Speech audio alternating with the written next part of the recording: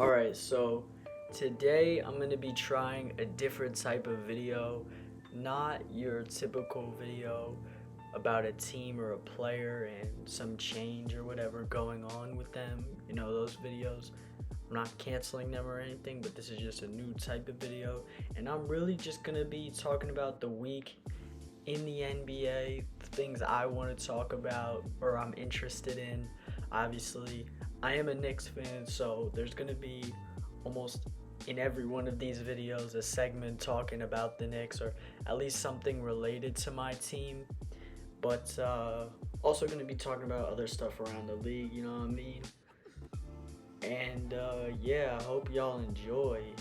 And without further ado, let's get into this video. And first thing I want to talk about is the Knicks' overtime loss last night to an Oklahoma City Thunder team that has lost 12 of their last 15 games and was without Shai Gilgeous-Alexander and Lou Dort, but does have two really promising rookies. One of them I was really high on and actually wanted the Knicks to pick in Tre Mann, who completely outplayed Kemba Walker, the Knicks point guard, who has not been good besides that one stretch he had in December this season.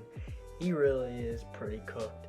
I think at most he's probably a bench scorer on a contender. I hope we buy him out because as long as he's on the roster, Tibbs is going to keep playing him.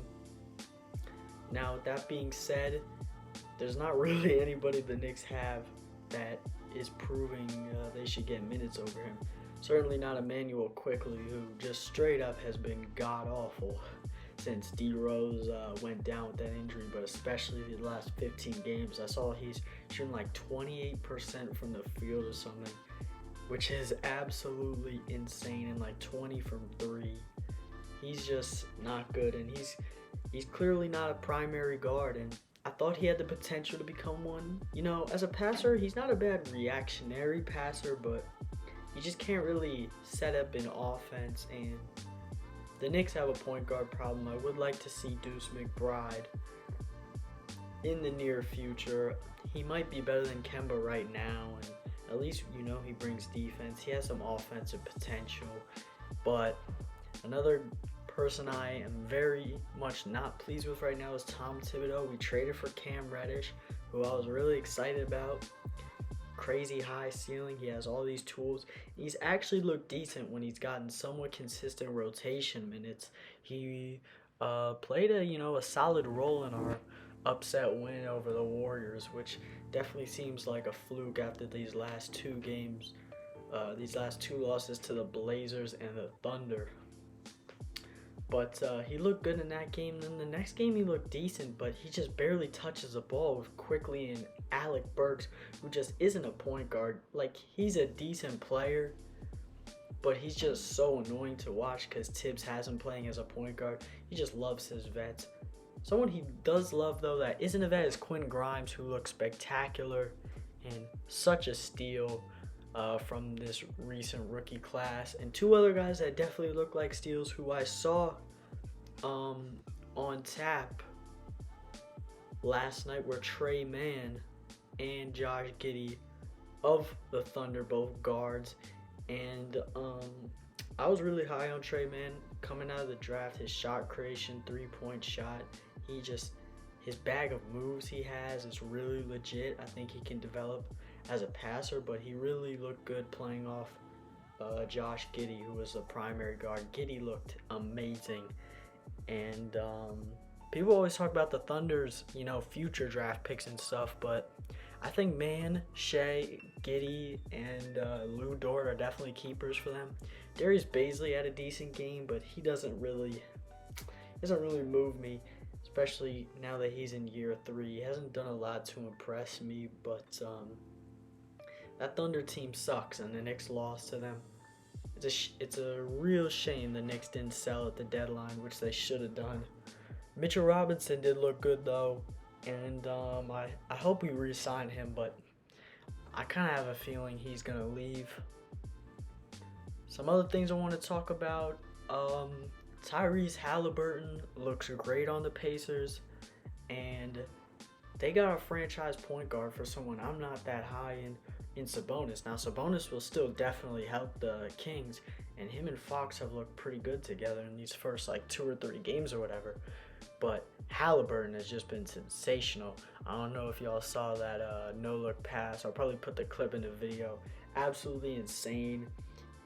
Something I do notice is that he does time to time, fish for assists, which is okay, but it is apparent he's doing it.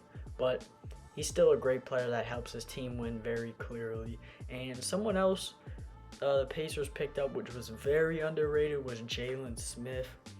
The second-year forward was labeled as a huge bust after being picked in the lottery by the Suns. And he barely played at all as a rookie.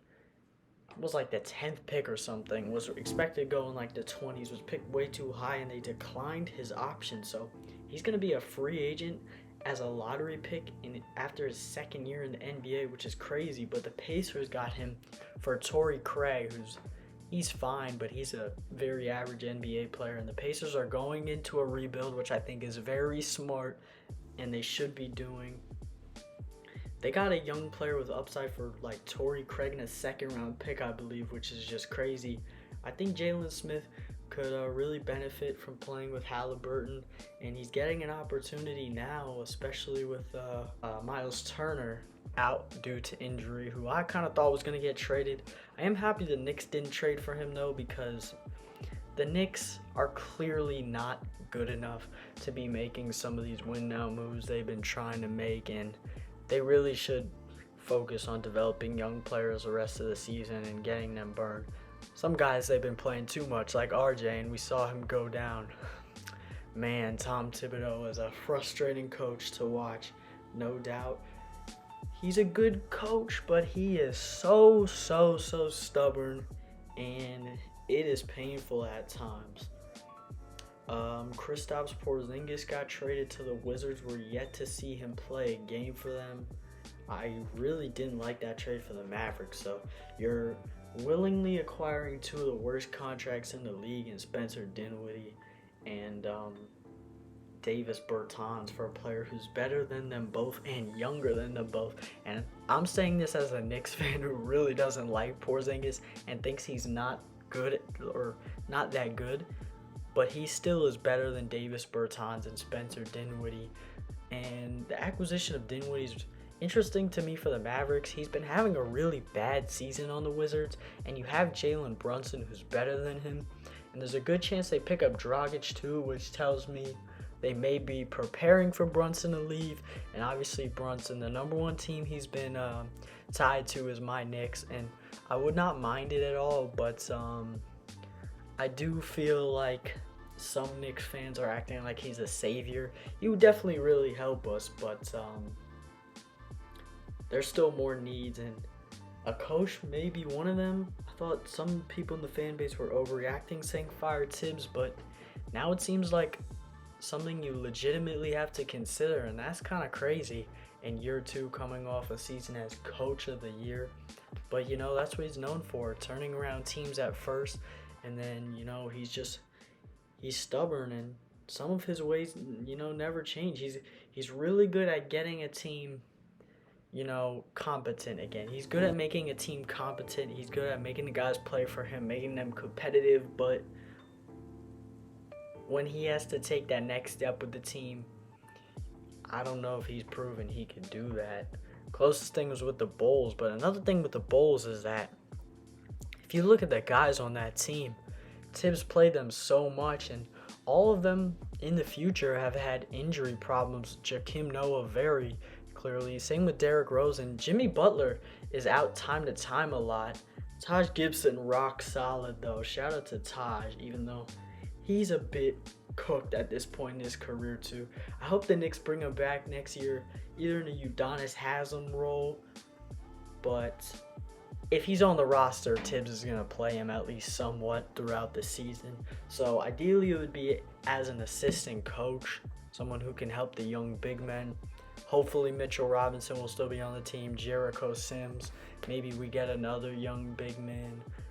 But yeah, I don't think Taj, I think his playing days are about over. Thank you for watching. Make sure to like and subscribe.